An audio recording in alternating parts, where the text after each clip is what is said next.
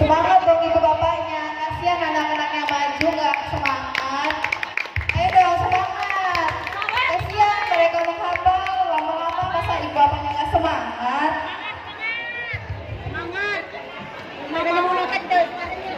Semangat ke sana itu minta. Assalamualaikum warahmatullahi wabarakatuh. Waalaikumsalam warahmatullahi wabarakatuh.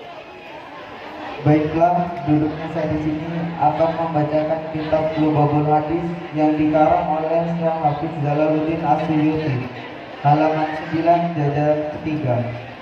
Babul Khamisu, adapun bab yang kelima, fi fadilatil imani, di dalam keutamaan iman.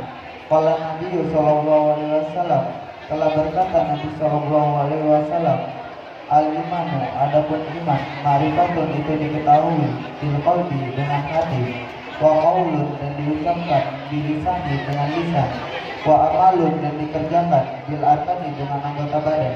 Wa qala sallallahu alaihi wasallam, dan telah berkata Nabi sallallahu alaihi wasallam, al-imanu, adapun iman, ilahun, itu telanjang, walibasuhu, adapun pakaiannya iman, at-taqwa, itu takwa, wajinatuhu, adapun perhiasannya iman, al-hayau, itu malu, wasamratuhu, adapun buahnya iman, al-ilmu, itu ilmu.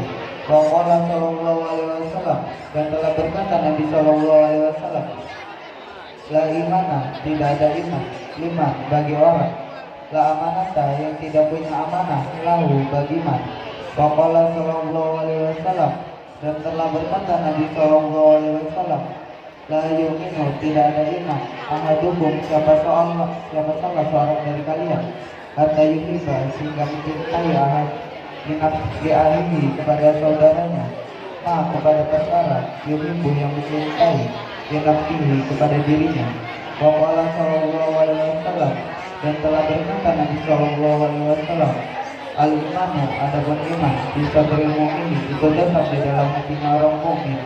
Walayatimu, dan tidak sempurna, al-imanu, apa iman, bila bisa memulfaridi, kecuali dengan sempurnanya kefarduan, wasunani, dan sunnah.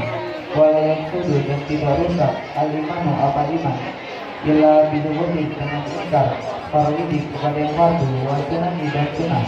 Paman, maka barang siapa nakosa, yang mengurangi faridatan, kepada yang fardu, bibayri duhudi, dengan tidak ingkar, kutiba, maka akan disiksa orang alaiha, atau meninggalkan yang fardu. Paman, dan barang siapa atau malfarol itu yang menyempurnakan farduan, wajibat, maka wajib lahu, bagiman, al-jannatu, atau surga. Baiklah, saya akan menjelaskan kitab Lubabul Hadis yang tadi sudah dibacakan. Bab 5, menjelaskan tentang keutamaan iman.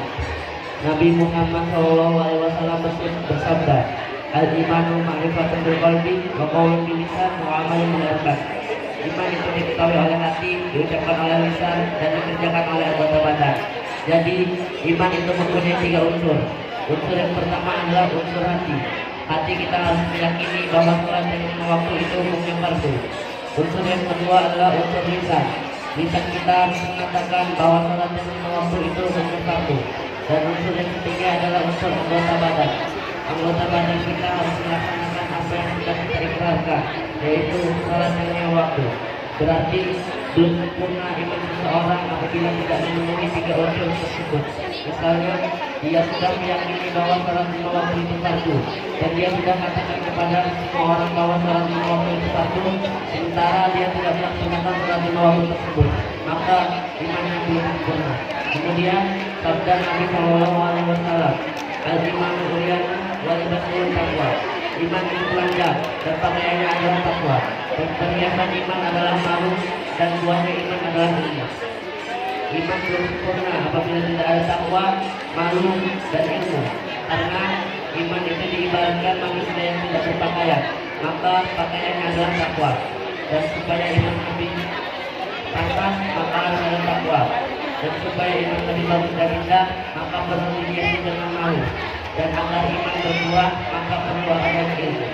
Apabila 3 ini sudah ada pada seseorang yang beriman, maka iman akan bersinar dalam dirinya, melengkapi seluruh gerak-geriknya dan aktivitasnya, sehingga tercermin keimanannya dari seluruh aktivitasnya. Dengan kata lain, keimanannya mencerminkan perbuatannya. Wa qala sallallahu alaihi wasallam, telah bersabda Nabi sallallahu alaihi wasallam, la imana liman amanatalah. Tidak ada iman bagi orang yang tidak bisa menjaga amanah. Amanah itu adalah kepercayaan, titipan yang harus dijaga. Allah Subhanahu wa taala sudah menyampaikan amanah kepada manusia. Ketika manusia menawarkan amanah kepada langit, bumi, dan gunung-gunung, maka mereka semua tidak ada yang menerima amanah. Maka yang menerima amanah adalah manusia. Allah Subhanahu wa taala berfirman dalam Al-Qur'an surat Al-Ahzab ayat 72 yang berbunyi, Bismillahirrahmanirrahim. Inna 'aradna al-amanata 'ala as-samawati wal ardi wal jibali fa'abaina yahmilnaha. Sadaqallahu 'azim. Yang artinya, sesungguhnya kami tawarkan amanah kepada langit, bumi, dan gunung-gunung, namun mereka semua tidak ada yang mau menerima amanah. Maka yang menerima amanah adalah manusia. Maka manusia sudah berikrar kepada Allah Subhanahu wa taala untuk mengemban amanah. Maka apabila manusia tidak bisa menjaga amanah, maka dia tidak termasuk orang yang menerima. Contoh amanah adalah sholat 5 waktu, puasa, zakat, dan lain sebagainya yang harus dilaksanakan. Baiklah, saya akan menyimpulkan kitab Ulumul Hadis yang tadi sudah dijelaskan.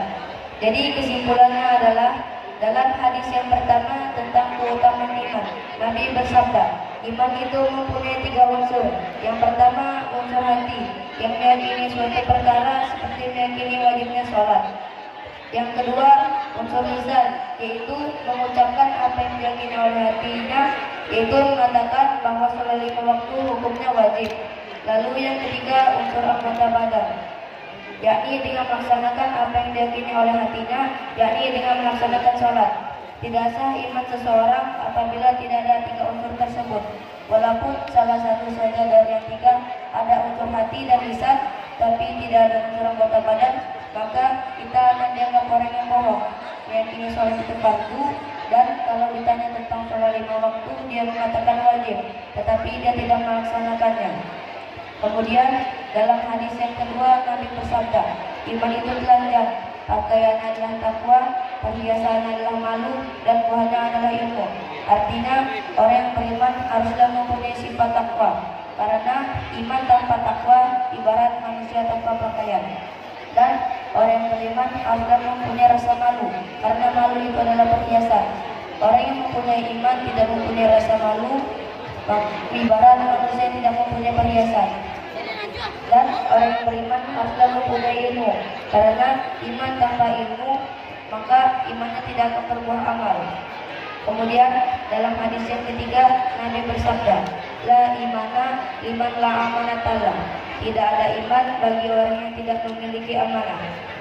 Suatu titipan yang Allah berikan dan yang telah diterima dan disanggupi oleh manusia untuk dijaga dan dipelihara sebaik-baiknya, maka ketika manusia ingkar dari ikrarnya bahwa sanggup menjaga amanah, ternyata dia tidak menjaganya, berarti dia telah ingkar kepada Allah. Dan orang yang ingkar kepada Allah maka tidak sah imannya.